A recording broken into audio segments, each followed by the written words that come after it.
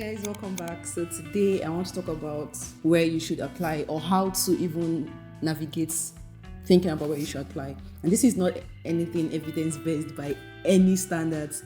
I'm just trying to share from my own experience because I remember also feeling like super overwhelmed because so many terms fly during this season. I was even thinking, I remember then, like, what is even program research? Like, what am I supposed to be looking for? So it was all confusing. And one thing also about the match is I keep shouting that for the USMLEs for the match, you should never ever do it in isolation. Be with people, follow people, okay? Well, if social media is your thing, even if you're a silent person, be on Twitter. Programs like especially met Twitter is super active. You see many programs, you don't even know who you meet, and even if you don't meet anybody, you get familiar with some of these programs.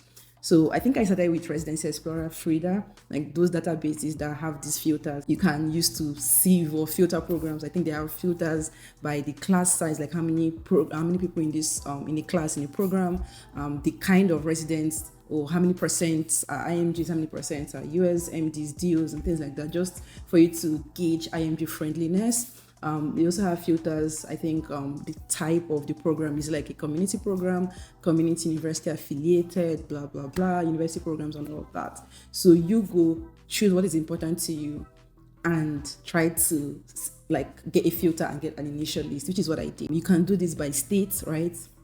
Doing it by state means you are either going through like from A, B, C, D, E, and everything of the states, or you're going through states. People typically also do like IMG friendliness. So if you just go on Google and type like what are the most IMG friendly states, New York is obviously number one, and then also some other states like Florida and stuff, Atlanta and co. So you can also begin like your research from these states, right? I did that, but I found out that this thing still gave me like tons of programs that I knew I needed to cut these programs down. So this is where the research actually comes in. You can also find their website. You can also, I think there's also like a chance to find, I don't know if it is, because honestly, so let me just mention through a website. Frida, Residency Explorer, Doximity. I never used Doximity, or did I? I think I did, but I don't know if it is free. But then there's also a chance to know which feeder, like which are the top feeder schools. What this means is who are the people who end up more in this program, right? So it's just, these are like just things to help gauge like your compatibility with the place. So I did that and I still had the long list that I knew that it still needed more work. So another thing is to go through each of these program websites individually.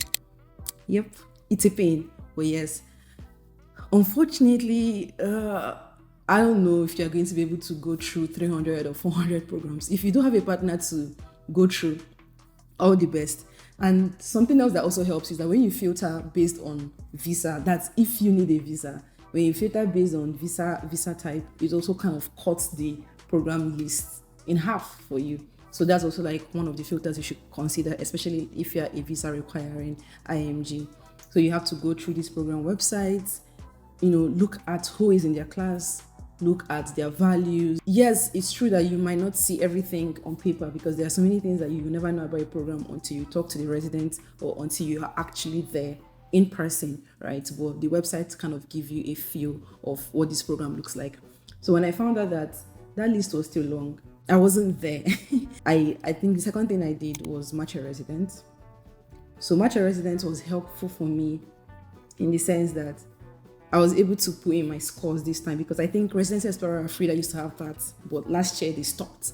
So at least for Match a Resident, I was still able to put in my score, step 1, step 2, put in like research, number of clinical experiences where I went to medical school. It kind of gave me a more compatible list in quotes, like, oh, these are programs where people who have my scores, people like this, so they take your scores, then your scores and all the stats you've included, and then they judge or they go through these programs, and the ones that have people who are most similar to your stats, they make a compatibility list and they give it to you. There is no one list that will 100% be the most compatible for you because you like, yes, AI computer is good, but there's also like a touch of human factor. So please don't take any list and just apply because this is what was brought out for you. You still have to go in there and look at the website. But at least by this time, I'd gotten like a shorter list. So I started to work on those. So I started from the top.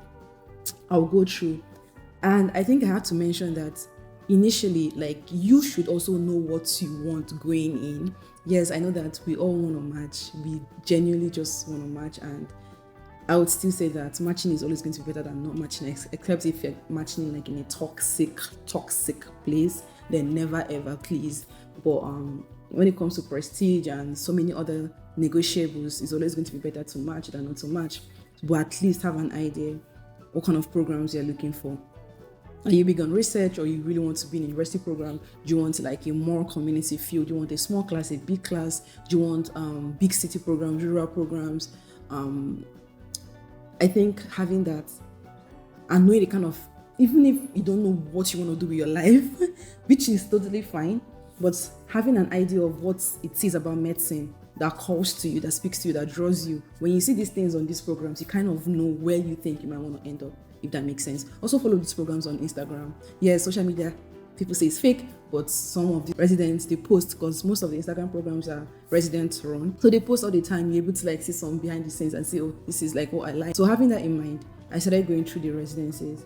Another thing I loved about Matcha Residence was he had like feedback from people who had interviewed in those places. I know people actually more genuine because they've not matched and they're anonymous. So they would like talk about this, oh, this is this. I'm like, okay, oh, this makes sense. I like this. And for me, because I knew that I was going to apply to like a limited number of programs, I was going to apply to 80. And I know that the average IMGs applied to is 120 to 150-ish and above. So 80 in that regard was smaller. So I had to still be very smart about my application, which is why I always say it's always going to be better to apply smartly than broadly. If you do have the money, please go ahead, right? Because it's always going to still be better that you splurged, like you spent and you know that you gave it your all, than not matching and then regretting and feeling like, oh, maybe I should have, spent a little bit more. So please take this with a grain of salt and apply this like to your own personal, your pocket, and what you can afford and what you can do. So I also knew the kind of class I wanted. So I value diversity. I don't want to be in a program where I'm the only person who looks like me and stuff. Or, I just didn't want a class that tended to be one nationality throughout.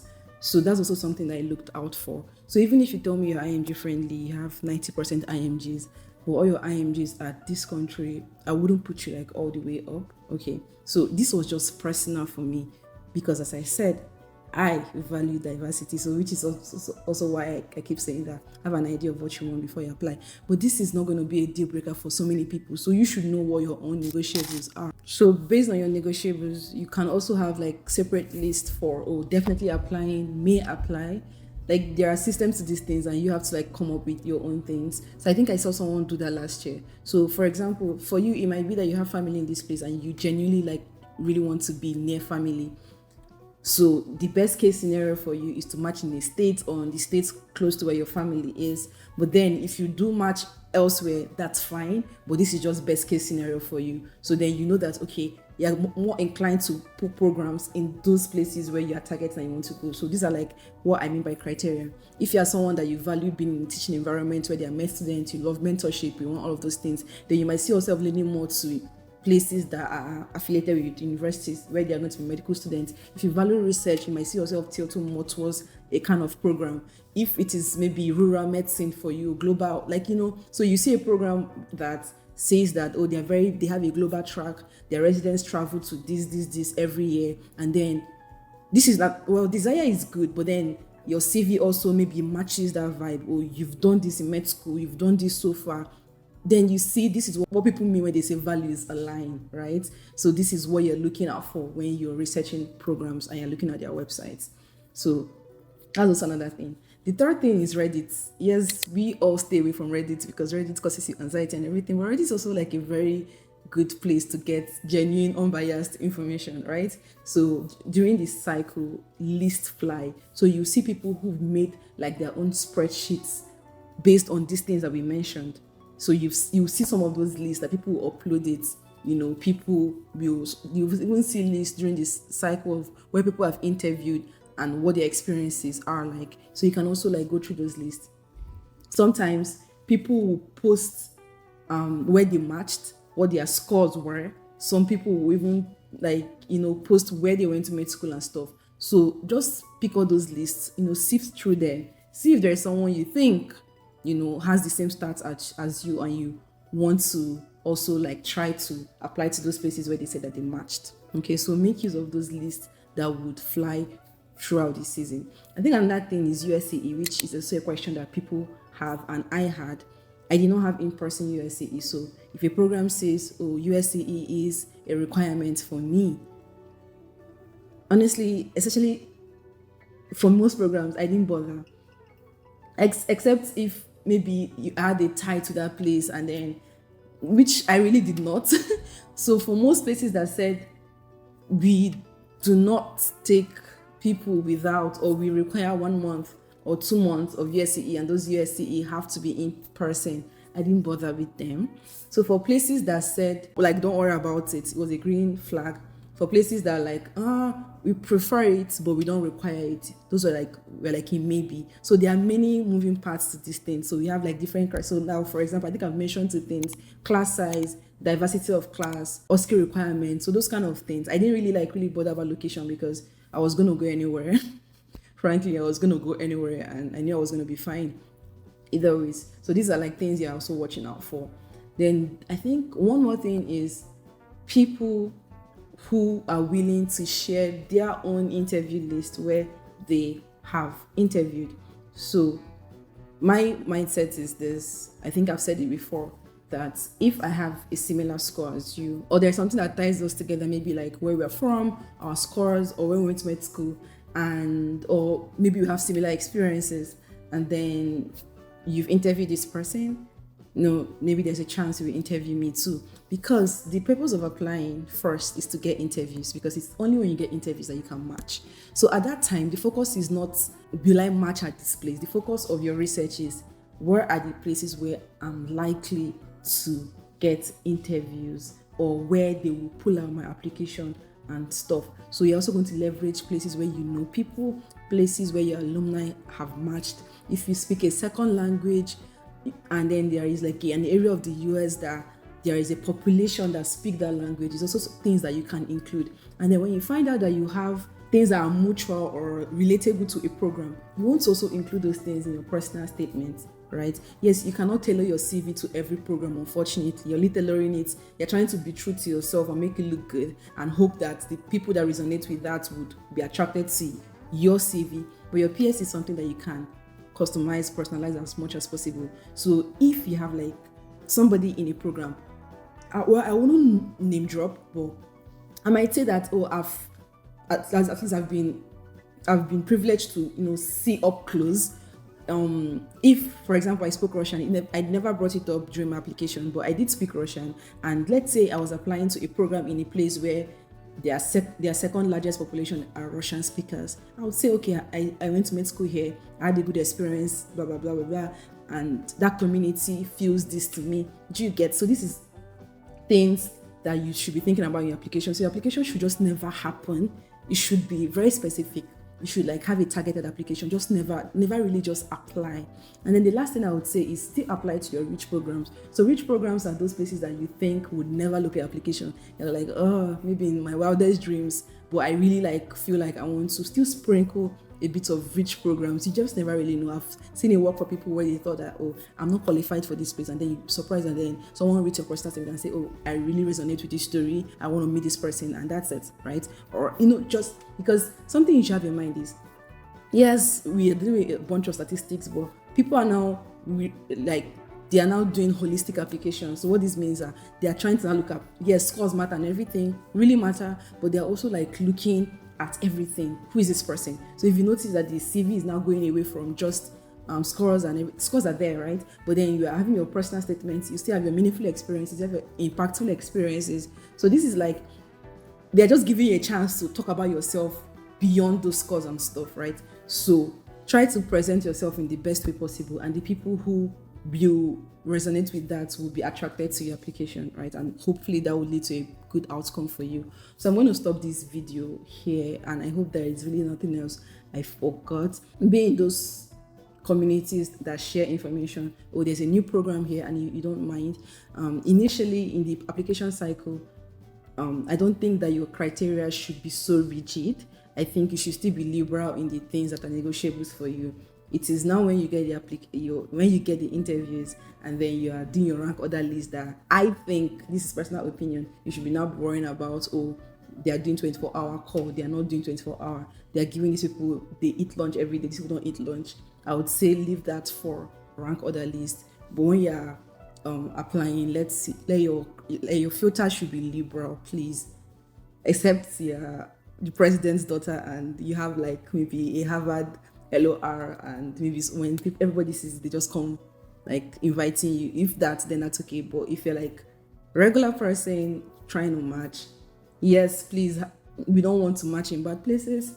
We want to match in places where we're going to grow and everything like that, but still have reasonable negotiables and non-negotiables. And please just never ever just apply, right? Try to have a smart and targeted application, at least initially.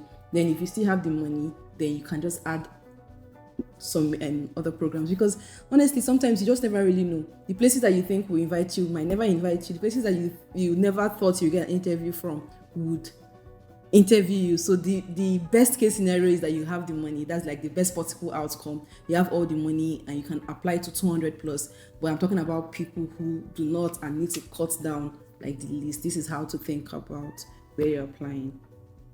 If there is anything that I did not cover, I'm having a webinar. Is a webinar a thing soon? So if there are any more questions that come up in my mind or people send to me, I will still like answer it to the course of all the YouTube videos that I release. So please keep watching. Okay. All right. I'll see you guys.